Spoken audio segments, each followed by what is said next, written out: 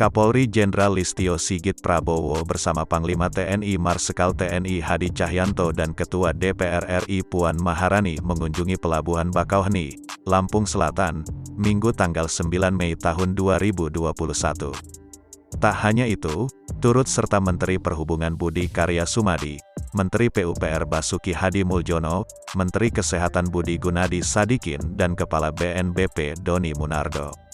Kunjungan beberapa pejabat utama Kabinet Indonesia Maju Jilid 2 ini dalam rangka melihat pelaksanaan penyekatan larangan mudik Lebaran 2021 di Pelabuhan Bakauheni.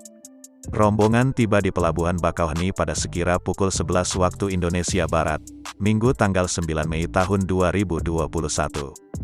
Rombongan diterima Gubernur Lampung Arinal Junaidi, Kapolda Lampung Irjen Pol Hendro Sugiatno dan sejumlah pejabat Forkompimda Lampung lainnya. Mereka menggelar pertemuan tertutup di ruang utama kantor PT ASDP Cabang Bakauheni. Tidak ada media yang bisa masuk, karena kapasitas ruangan yang terbatas dan menerapkan protokol kesehatan. Seusai menggelar pertemuan, rombongan sempat meninjau posko penyekatan yang ada di pintu masuk Pelabuhan Bakauheni.